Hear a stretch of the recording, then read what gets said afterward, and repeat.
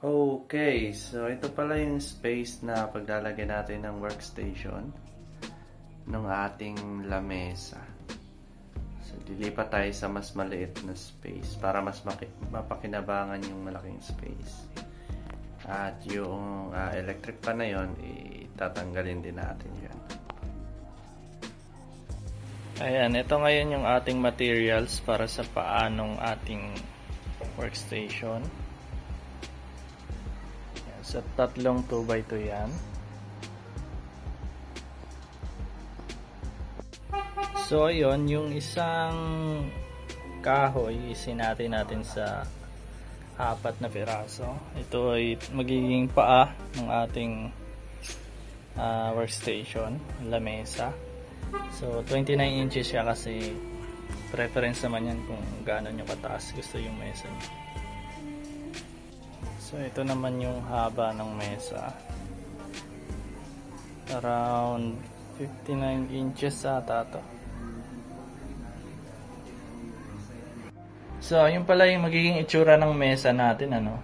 Ito yung dalawang almost 5 feet, mga 59 inches. Ayun yung isa. Tapos ito yung 4 na pa ang pinutol natin. 2 3 4. Tapos nagdagdag lang tayo nitong width na parang 20 inches ata. So preference na kung gaano kakapal yung inyong mesa. So ganyan parang kasya na yung isang monitor and keyboard. So yun, may update lang tayo. Pumili tayo ng mga wood planks. Ito yung magsisilbing parang pinakaibabaw ng lamesa natin. Isasalansan lang natin siya para isasalansan natin siya pahalang para maging pantay yung kanyang surface. Tapos ito naman ikakat lang natin sa kalahati. Siya yung parang tagasalo nung isasalansan nating wood planks. So mamaya pag nakat ko na ilatag natin para makita. Alright, so ito yung mahabang kahoy. So ngayon nilagyan ko lang ng marka kung saan ko siya puputulin. Tsaka dito. So bali ang kailangan ko is itong dulong side na to. Tsaka yung dulong side na yon. Doon ko siya sinukat sa dulo kasi wala akong tiwala sa sarili ko na pantay yung cut ko dito eh. So ayan. Yan mo na. So, yun naman, ito naman yung maiksing kahoy. Nag-inlet natin ng marka. Tapos, lalagariin lang ulit natin siya, walang piraso. Yun. Yun, so ito nga pala yung ating mahabang kahoy na nilagari. Bale, ipapatong lang natin muna siya dito sa ating mesa. Yan, parang ganyan. Pero, wala pang nakapako dyan. Parang ganyan magiging itsura niya. At ito naman yung ating medyo maiksing kahoy. Hi, Jimmy. Tapos, minarkahan natin yung kalahati nito. Kinat natin siya. Ito yung itsura ng kinat.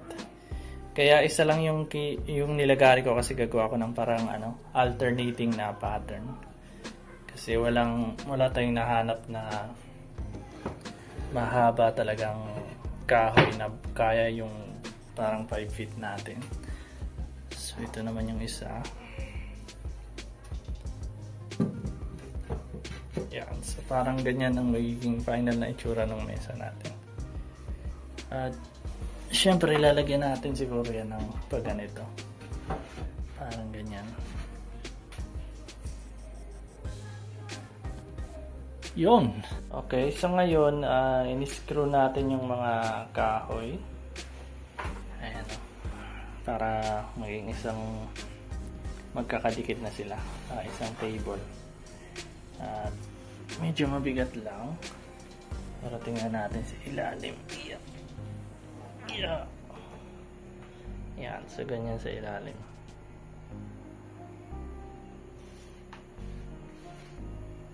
Medyo hindi nga lang sobrang dapat dahil hindi pa tayo masyado marunong pumili ng screw. At saka wala pa tayong yung pang wood na drill gamit natin, yun yung Pang semento ata yung niniram natin sa kapitbahay. So ayun lang muna. At ayun na pala yung itsura ng mesa natin. Pinantay lang natin siya, tapos niliha. Si mga gaps nilagyan natin itong wood filler sa hardware ko ito nabili. So bumili pa akong paleta, yung pala meron na siyang kasamang ganito.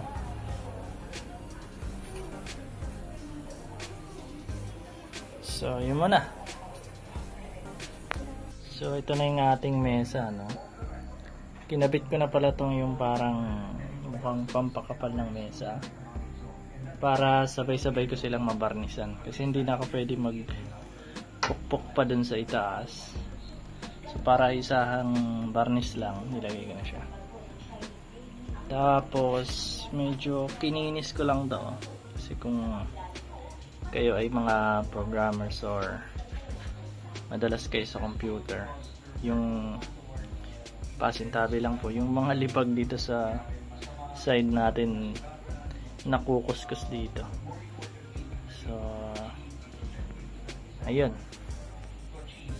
So ayun yung ating lamesa. Nilagyan natin ng first coating. Tapos mamaya lilihahin natin yan. So ang varnish agad ang nilagay natin, itong maple.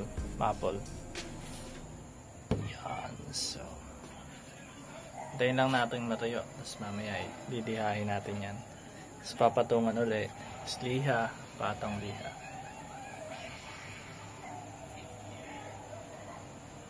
Yun, okay. Ito naman pala yung ilalim ng ating lamesa. Yun. Nilagyan lang natin siya ng tirang varnish na brown. Pero actually parang mas maganda yung ganitong kulay, no? Sana ganito pala yung nilagay ko sa harap. Ito pala yung nilagay ko, yung tirang varnish na to. Na hindi na nga mabuksan, no? Pinako ko na lang siya.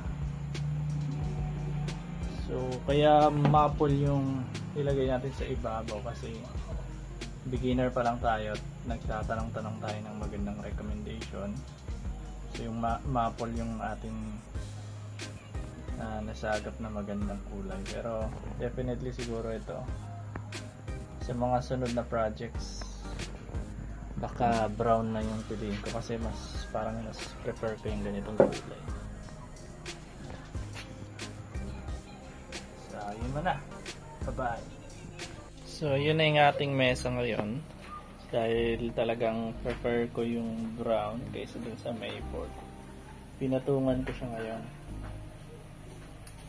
Ang problema, kakakaskas ko, lalong nagkaroon ng mga mancha yung mesa. Ayan. Pero okay lang, kasi papatungan naman yan ng mousepad. So yun muna.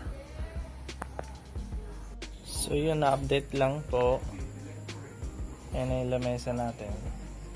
Parang walang pinag-iba, pero nilagyan ko yan ng sanding sealer tsaka lacquer pro. Siya yung parang top coat, kaya medyo makinang siya ngayon. Patayin lang muna natin. Ito na pala yung mga paa or frame ng ating lamesa. So nilagyan ko lang ng varnish na brown, pero parang hindi siya brown. Iba tayo nabili natin, ano? Kahit para yung label. Yon, so bali nakabit na natin yung frame. Medyo nilevel natin siya, no? Para pantay yung ating mesa. Pag tinignan mo siya dito, mukha siyang okay, pero honestly ako wala akong masyadong tiwala sa tibay na ito. Pero tingnan muna natin siya kung kaya niya yung mesa. Yon. So yun, nalagay ko na yung ibabaw ng lamesa ko. Ay, naitsura niya. Pero binabaw ko lang siya, hindi ko pa siya pinifix. Ang pang-fix ko niyan is parang yung bracket lang sa ilalim, para lang ikabit siya dun sa frame. Kasi ayoko na magpako sa ibabaw. So mamaya lagyan natin siya ng gamit. Tingnan natin kung okay yung itsura. Alright, so nilagyan muna natin siya ng mga gamit para ma-testing muna natin kung komportable pa siya. Ito nga pala yung upuan natin.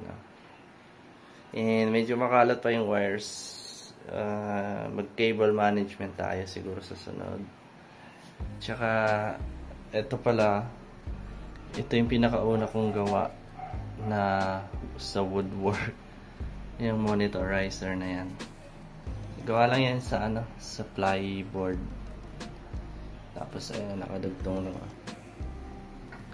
Ayan, so dalawa yung aking laptop, isang pang work, isang personal. Ayan, dalawa rin yung keyboard. And yan, so meron tayong speaker. So yan, tatry muna natin kung comfortable sa pagtatrabaho itong ating lamesa. Yun, so dumating na pala yung ating PVC wall panel na in-order sa Shopee. Kaya try natin i-open.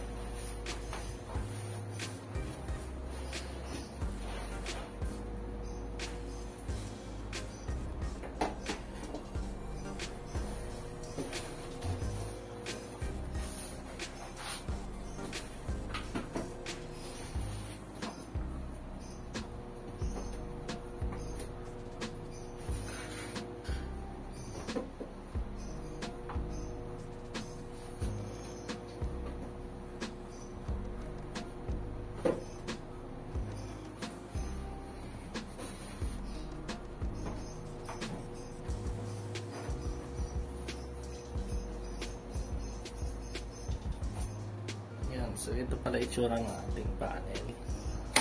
Nalagay natin dun sa likod ng ating yung pader na yun sa likod ng PC.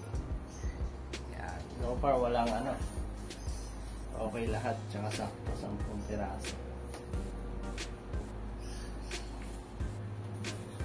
Ayun muna, after work kabit natin to. Okay guys, so itong nabili pala nating panel, medyo alanganin yung sukat. Masyado siyang maiksi para sa yung buong pader yung cover. Tsaka masyado naman siyang mahaba pagka sinagad natin. So ang solusyon is pwede natin siyang putulin. Kaso nakakapanghinayang din. So ang gagawin na lang natin ay tatago na lang natin sa ilalim itong extra.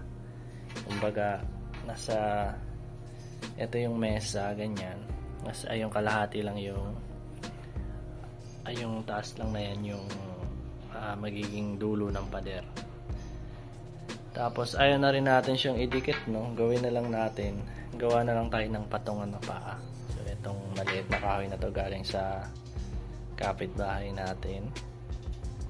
So ang gawin lang natin, ito yung idikit natin sa pader, tapos ipapatong natin yung mga ganyan. So lagyan natin ng uka para magkasya siya. Tapos yung dulo, siguro gagawin natin siya ng floating shelf para matago rin natin yung mga dulo nitong PVC. Yun muna. Yun, ito na pala yung maliit nating kahoy. Yan yung harap. Bali nilagyan lang natin siya ng parang upa ganito para masalo yung yung dulo ng ating PVC wall panel. Yan, so hindi masyado maganda yung pagka-oka kasi wala tayong tools. Gamit lang natin is yung ano ang tawag doon? Basta yung pampokpok tsaka martilyo, lagari tsaka liha. Ayan, lagyan natin ng barnis to, saka natin ikabit. Okay, so yun nga pala yung maliit nating kahoy. Ayun, ilagay natin sa ilalim, pinako natin. Mamaya lagay natin yung PVC natin para makita natin yung tsura. Yun, so ayan na yung ating panel. Medyo nakasalansa na, pero hindi pa yung nakafix. Tingnan natin sa malayo. Ayan, ganyan yung tsura. So sa taas, ay yung taas na yan, lalagyan natin ng floating shelf para matago natin yung dulong ng mga panel. At ito nga pala itsura sa ilalim mo. Yan, asa nakaganyan siya para hindi na tayo magputol ng panel. Ginawa natin, pinaganda na lang natin yung dulo, hinarangan natin para hindi halata. Yun, so lagyan natin ng sunod floating shelf dito. Yun muna, bye bye. Ayun, bumili pala tayo ng dalawang paleta na medyo malapad. Di ko alam yung sukat nito. 2 piraso kasi pagdudugtungin natin siya. Hi penguin. Yan, ganyan talaga pag wala masyadong budget na di tayo makahanap ng isang buong 58 something inches na haba. So, gawa na lang natin ng paraan. Yun. So, ito na yung ating kahoy na pinagdugtong natin. Ayan. So, gamit lang natin is lagare. Ayan. Medyo mahirap lang magdugtong, may mga gaps, no? Kasi wala tayong tools. Pero, siguro tapalan na lang natin ng mga yung mga kusot. So after nyan, putulin natin kung hanggang saan lang yung aabutin ng ating floating shelf. Yun, so nadugtong na natin yung ating kahoy. Yan, sobrang halata siya, pero subukan nating gawa ng paraan. Tsaka nilagyan ko ng uka dito kasi meron tayong wire dun sa gilid ng ating pader. Yun, bumili pala tayo ng bracket sa Ace Hardware. At medyo parang hindi maganda yung decision natin kasi yung sukat niya, yung itsura niya pa letter L. So, ibig sabihin, ito yung sa pader, ito naman yung pagpapatungo ng shelf mo. At dahil pa L siya, itong ilalim na ito may hirapan tayo itago. So sana pala bumili tayo ng letter T. Pero anyway, gamitin na rin natin to. Yun muna. Yun, so bumili rin pala tayo ng LED lights na DUSB. At ikakabit natin siya dun sa ilalim ng floating shelf. Diyan siya banda. Yung ilalim niyan.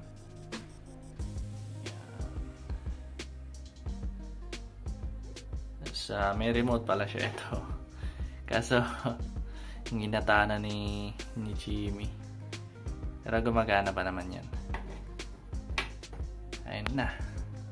Ito na pala yung ating kahoy na ang gagamitin natin sa ating floating shelf. Binarnisan na natin siya ng unang coating pero papatungan pa natin yan. Yan yung kanyang ibabaw. Tsaka yung likod niya, ginawa natin ng groove. Ito. Dito natin lagay yung LED lights para tago. Tsaka ito yung bracket. Ayan, 2. So hindi naman kailangan sobrang tibay kasi wala naman tayong papatong na mabigat dyan. At i-drill muna natin yung ating bracket. Itong 2, 1, 2. Di pala kasama yun kasi sa dating electric fan siya. So, yan muna yung pader. Maya ikabit natin yung fluted wall. Ayan na pala itsura ng ating wall. Nilagay natin yung ating PVC panel. At nakalagay na rin yung bracket. Ayan o. Mamaya i-coat na natin yung ating yung shelf natin sa taas. Para ma-try na natin. Okay, ito na nga pala yung itsura ng ating workstation. Ayan yung una nating ginawa, yung ating table. Tapos, ito yung ating PVC wall panel from Shopee. At ito naman yung panghuli nating ginawa, yung ating floating shelf. Nilagyan lang natin ng konting design, tapos laptops. At meron pala tong LED. Subukan natin. I-on. Ayan, pasintabi po sa ating wires. Hindi pa tayo nakakapag-cable management. Yan. So, hindi masyadong maganda yung ating pagkakabit ng LED. Kaya parang meron siyang dotted lines dun. Anyways, ayan na yung ating workstation.